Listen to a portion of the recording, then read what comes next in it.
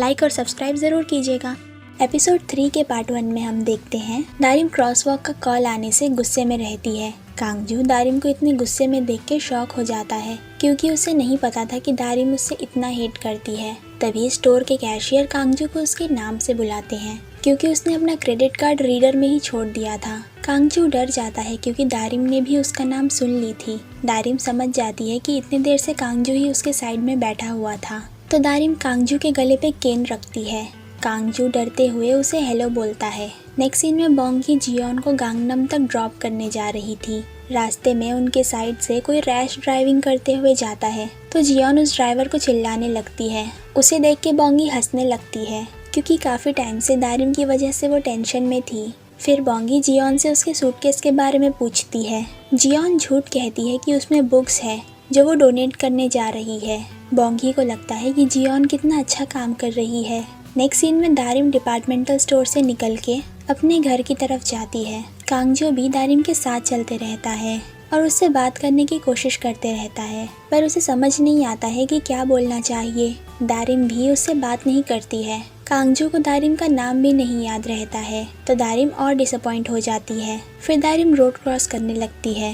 कांगजू से red light होने से पहले जल्दी चलने के लिए कहता है, पर दारिम अपने नॉर्मल स्पीड में ही चल रही थी तो कांगजू उसे रोड क्रॉस करवाने के लिए उसका हाथ पकड़ता है, पर दारिम अपना हाथ हटा लेती है। फिर रेड लाइट हो जाता है तो कांगजू उसका हाथ पकड़ के जल्दी उसे रोड क्रॉस करवाता है। उसके बाद कांगजू कहता है कि मुझे पता है कि तुम मुझे हेट करती हो क्योंकि मैंने तुम्हें कॉल नहीं किया, पर तुमने भी मुझे कभी कॉल नहीं करी थी। दारिम बिना कुछ बोले वहाँ से जाने लगती है। फिर कांगजू कहता है, मैंने कॉल इसीलिए नहीं किया क्योंकि उस दिन मुझे सिर्फ तुम पे तरस आ रहा था, मैं तुमसे प्यार नहीं करता था। तो दारिम गुस्से में उसे अपने केन से मारने लगती है और उसे जाने के लिए कहते रहती है। कांगजू भी चुपचाप मार खा लेता है क्योंकि उसे लगता है कि वो ये डिजर्व करता है। तभी दारिम का केन गिर के टूट जाता है और दारिम अपसेट हो जाती है। कांगजू को पता था कि दारिम उसका हाथ पकड़ के नहीं चलेगी तो वो उसे हेल्प करने के लिए उसके आईवी स्टैंड को पकड़ के चलने के लिए कहता है, पर दारिम उसका हेल्प नहीं लेना चाहती थी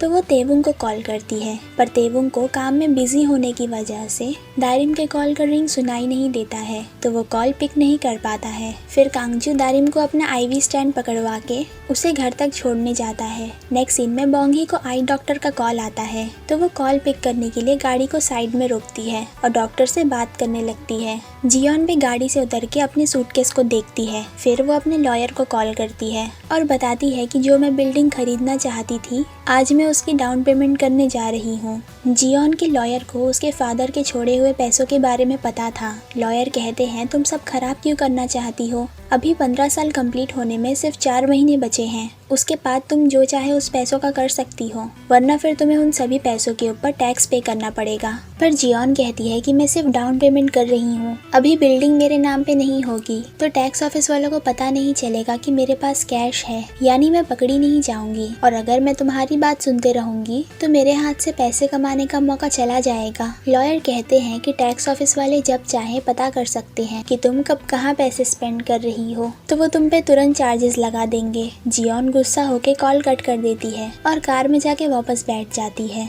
पर जियोन लॉयर की बात मान के बिल्डिंग खरीदने का अपना डिसीजन चेंज कर लेती है। बोंगी जियोन से कहती है कि आपको ड्रॉप करने के बाद मुझे मेरी बेटी के आई डॉक्टर से मिलने जाना है। फिर जियोन सैड होके कहती है कि तुम्हें जहाँ जाना है हम पहले वहाँ चलते हैं, फिर तुम मुझे घर ड्रॉप कर देना क्योंकि जहाँ मुझे जाना था वो जगह ऑलरेडी बंद हो चुकी है। तो बोंगी को लगता है कि उसके गाड़ी साइड में रोकने की वजह से जियोन को लेट हो गया, पर जियोन कहती है ऐसा नहीं है, आपने गाड़ी रोक के एक तरह से मेरी हेल्प ही करी हो।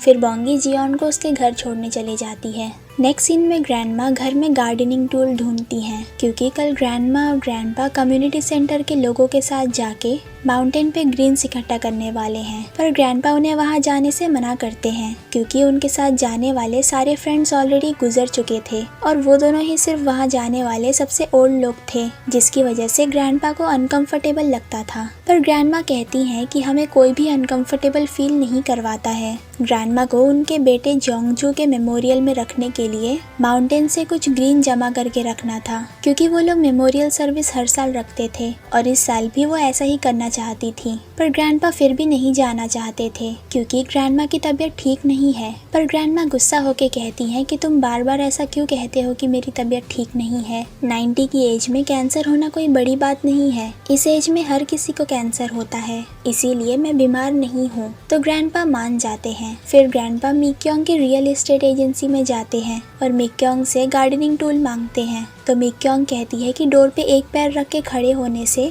आने वाला गुड लक चला जाता है। ग्रैंडपा कहते हैं कि पता नहीं मेरी लाइफ में कोई गुड लक बचा है या नहीं। तो मिक्योंग कहती है कि हर किसी की लाइफ में एक गुड लक जरूर होता है, अगर अभी तक गुड लक नहीं आया है तो जल्द ही जरूर आ जाएगा। फिर मिक्योंग गार्डनिंग टूल ढूंढने लगती है पर उसे नहीं मिलता है। तो ग्रैंडपा गार्डनिंग टूल बॉम्ब के रेस्टोरेंट में मांगने जाते हैं, पर वहाँ कस्टमर की काफी भीड़ थी तो वो बॉम्ब से बात करने लगते हैं। रेस्टोरेंट में किदोंग और उसकी मदर इन लॉ हेजा काम कर रहे थे। किदोंग ग्रैंडपा को देखकर उन्हें अंदर खाना खाने के लिए चलने कहता है, पर ग्रैंडपा कहते हैं कि तुम्हें खाना कस्टमर्स को सर्व करना चाहिए। फिर भी किदोंग उनके लिए खाना पैक करने के लिए चला जाता है तो ग्रैंडपा मना करते हुए वहाँ से चले जाते हैं। बॉम्ब भी उनके साथ दारिम से मिलने के लिए चली जाती है। फिर जब तक किदोंग खाना लेकर आता है वो दोनों जा चुके थे। हेजा किदोंग से कहती है कि बॉम्ब दारिम को बहुत पसंद करती है, एक दिन बॉम्ब उनके फैमिली के साथ ही रहने लगेगी। नेक्स्ट सीन में स्योंगडोंग कांगजू से मिलने हॉस्पिटल आता है, पर वहाँ कांगजू और जियोन में से कोई नहीं था।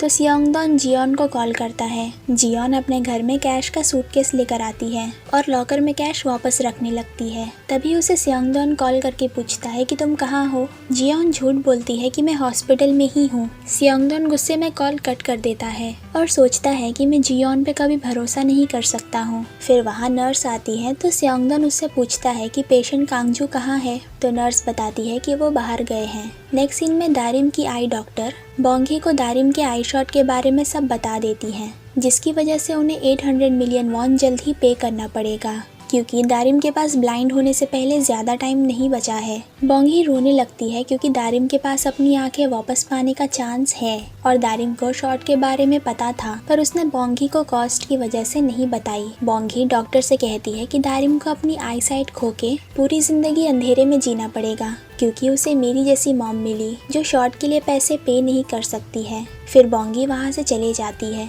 और लिफ्ट में भी जाके बहुत रोने लगती है। नेक्स्ट सीन में कांगजू दारिम को उसके घर तक छोड़ने आता है।